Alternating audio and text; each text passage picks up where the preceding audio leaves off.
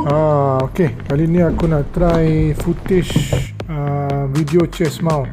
Kalau korang tengok dekat cermin tu macam tu lah cara aku letak kamera ChestMount holder.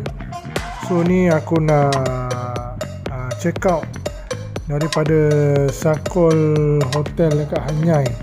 Nak balik Malaysia dah ni.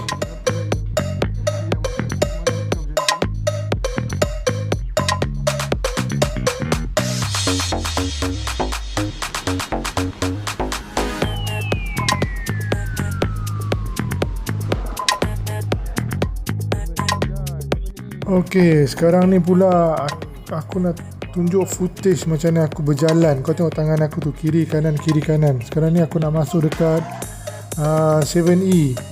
Aku nak cari makanan untuk sarapan sebelum bertolak ni.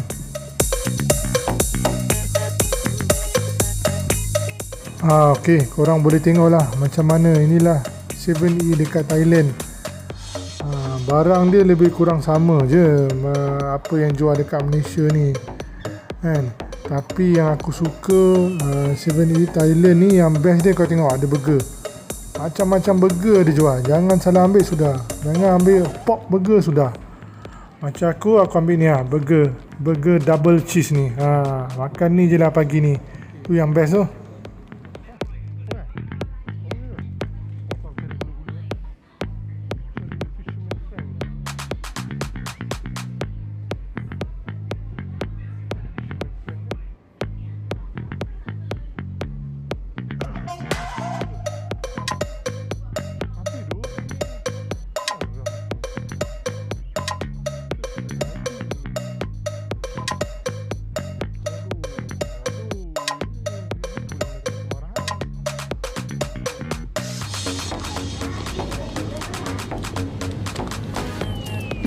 ครับ ที่ซอสหมดนะแต่ว่า ฮะ ซอส double chicken cheese okay sauce microwave ซอสว่าคือ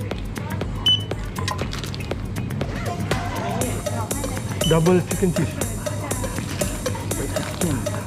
tak aku double chicken cheese จบเรื่อง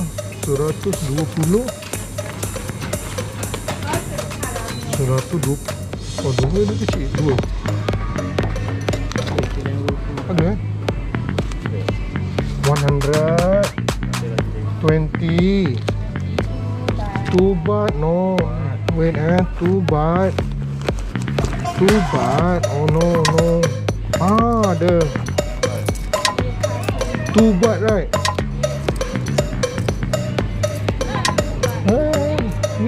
ini tu ni okay sorry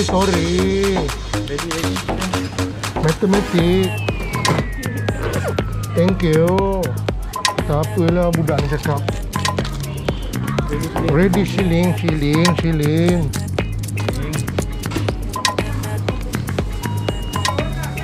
kak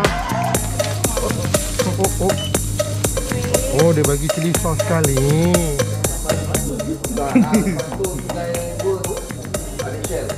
Tempat yang Shell kat yang kita berhenti kat sebelah kita jumping tu ada berhadapan dia. Kat situ ada nasi kandar drive-thru. Nasi kandar drive-thru.